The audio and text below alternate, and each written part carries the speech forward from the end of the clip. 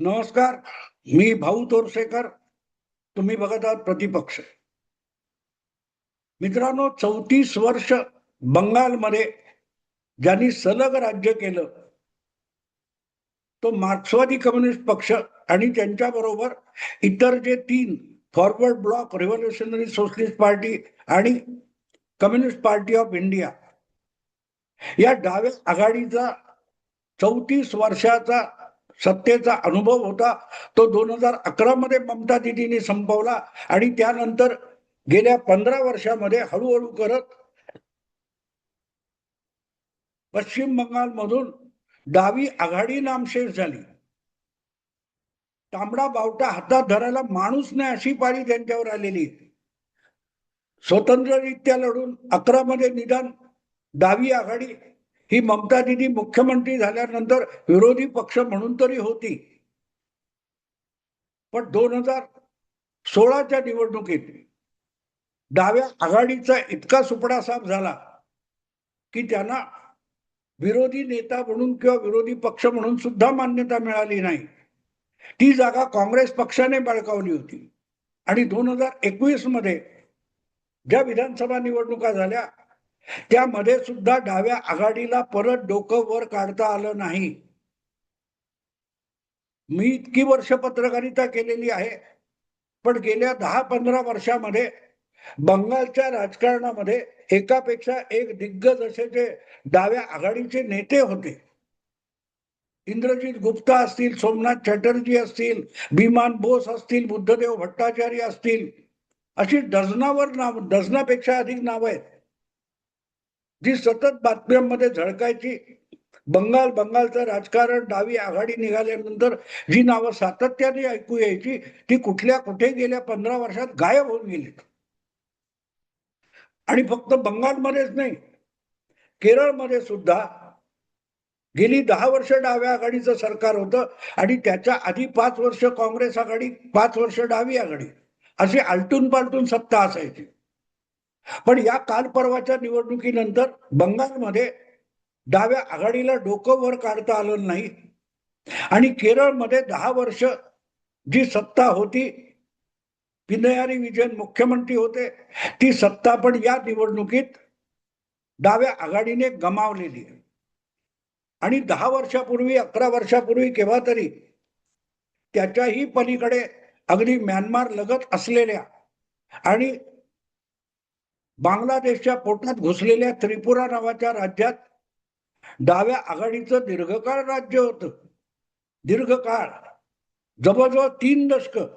बंगालप्रमाणेच त्रिपुरामध्ये सुद्धा 3 दशकापेक्षा अधिक काळ सलग डाव्या आघाडीने राज्य केलेलं आहे.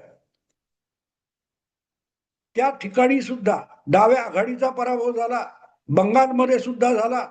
आणि त्रिपुरा आणि बंगालमध्ये परत डावी आघाडी आपल्या पायावर उभी राहू शकली नाही. पैकी बंगालमध्ये डाव्या आघाडीचा पराभव ममता दीदींनी केला होता, तेव्हा तिथे भाजपचं फारसं स्थान नव्हतं. पण त्रिपुरामध्ये ममता दीदीचा जो तृणमूल काँग्रेस पक्ष डाव्या आघाडीशी झुंजत होता त्याचे सगळे आमदार भाजपमध्ये सहभागी झाले. आणि जो भाजप त्रिपुरामध्ये उभा राहिला त्याने 8-9 वर्षापूर्वी कधीतरी त्रिपुराची निवडणूक जिंकली आणि डाव्या आघाडीची दीर्घकालीन सत्ता संपुष्टात आली.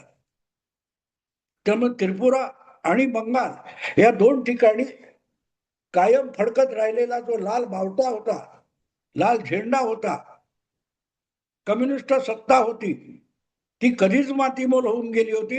नाही म्हणायला फक्त केरळमध्ये लाल बावटा फडकत राहिलेला होता. पण या निवडणुकीत तो सुद्धा लोकांनी नाकारलेला आहे.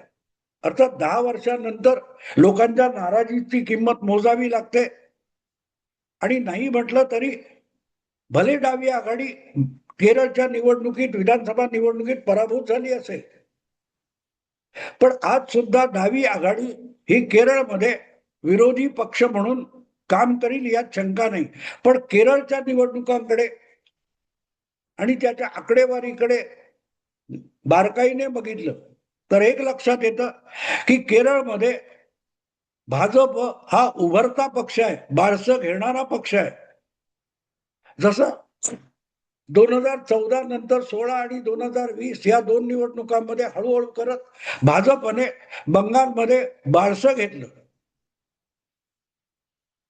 2016च्या निवडणुकीत भाजपला बंगालमध्ये अवघे 3 आमदार निवडून आणता आले होते.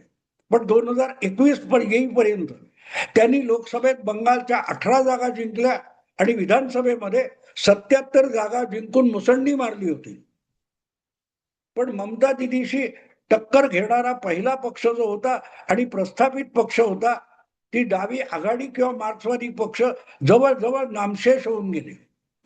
गेल्या निवडणुकीत तर मला वाटतं 2021च्या काँग्रेस आणि डावी आघाडी यांनी जागा वाटप केलं, एकत्रित निवडणुका लढवल्या, तरीही त्या दोघांना पुरेसं यश मिळालं नाही. 2011 मध्ये निदान ते विरोधी पक्ष होते बंगालमध्ये. 2016 नंतर ते सुद्धा संपलं आणि काँग्रेस हा विरोधी पक्ष झाला. काँग्रेस आणि डाव्या आघाडीच्या युतीचा काँग्रेसला फायदा झाला, पण डावी आघाडी अधिकच नेस्तनाबूत झाली.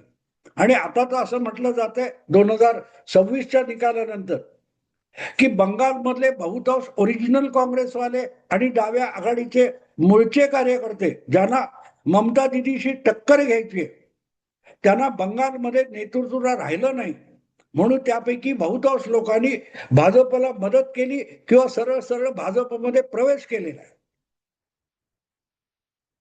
आणि त्यातच एक बेचारा केरळचं राज्य होतं दक्षिणेतलं, तिथली पण सत्ता गेल्यानंतर जे काय उरला सुरली डावी आघाडी केरळमध्ये आहे, त्यामध्ये सुद्धा नाव घेण्यासारखा कोणी नेता उरलेला नाही. कधी काळी नंबूद्रीपाद, अच्युत मेमन, के आर गौरी, के गोपालन यासारखे दिग्गज ज्यांनी मार्क्सवादी कम्युनिस्ट पक्ष उभा केला, असे मोठमोठे नेते केरळमध्ये होते. तिथे आज पिनियरी विजयन सोडलं तर नाव घेण्यासारखा डाव्या पक्षामध्ये कोणीही नेता उरलेला नाही. आणि म्हणून 80 वर्ष उलटून गेलेले पिनियरी विजयन नव्या दमाने पक्षाला उभं करणं अशक्य आहे. बाकीच्या देशाच्या कानाकोपऱ्यात कम्युनिस्ट पक्ष, मार्क्सवादी कम्युनिस्ट पक्ष, सीपीआय वगैरे जे त्यांना आपण डावे म्हणून ओळखत होतो, ते जवळजवळ नामशेष झालेले, जवळजवळ. आणि या पार्श्वभूमीवर डीएमकेच्या कृपेने एखाद दुसरा कोणतरी तमिळनाडूत निवडून येतो तो वगळला, तर केरळ हा शेवटचा किल्ला आहे आणि तो पण ढासळला तर डावे किंवा कम्युनिस्ट म्हटले जाणारे लोक आपल्याला रस्त्यावर फिरताना दिसणार सुद्धा नाही. माझ्या एका पत्रकार मित्राने, तो तमिळी आहे, आणि त्याने हा प्रश्न मला विचारला, तुला काय वाटतं आता डाव्या आघाडीचं किंवा कम्युनिस्ट चळवळीचं भारतातलं भवितव्य काय? तर म्हटलं ती काय म्हणतात त्याला, दुर्मिळ प्रजाती, रेअर स्पेसीज, अस्तंगत होणारी एखादी जीवसृष्टीतली पेशी असते, स्पेसी असते, तशी आज भारतात कम्युनिस्टांची आणि जगात कम्युनिस्टांची अवस्था आहे. नामशेष झालेले. आणि म्हणून म्हटलं ते दिसणारच नाहीत रस्त्यावर. तर तो म्हणाला असं कसं दिसणार का नाही? म्हटलं त्यांना रस्त्यावर सोडणार नाहीत. दुर्मिळ प्रजातीच्या प्राण्यांना जसं संरक्षक म्हणून एक काहीतरी सवलत दिली जाते, त्यांच्या शिकारीवर वगैरे बंदी घातली जाते, तसं कम्युनिस्ट असेल त्याच्या विरोधात निवडणूक लढवण्यावर पण बंदी घातली जाईल. आणि त्यातही काही शक्य झालं नाही तर जे काय उरले सुरले 10, 15, 25 कम्युनिस्ट आपल्या देशात उरतील, त्यांना रस्त्यावर फिरता येणार नाही, तुमच्या आमच्या कॉलनीत राहता येणार नाही, त्यांना प्राणी संग्रहालयामध्ये, म्युझियम मध्ये ठेवलं जाईल. कारण त्या पुढच्या पिढ्यांना दिसलं पाहिजे की कम्युनिस्ट कसा असायचा, कम्युनिस्ट कसा दिसायचा. आणि म्हणून दुर्मिळ प्रजाती म्हणून कम्युनिस्टांना कदाचित आणखी 5-10 वर्षानंतर म्युझियम मध्ये डांबलं जाईल, मोकळं फिरू दिलं जाणार. थोडीशी गंमत आहे म्हणून असा विषय मांडला. आवडला लाईक करा, शेअर करा आणि प्रतिपक्षाला सबस्क्राईब करा. नमस्कार.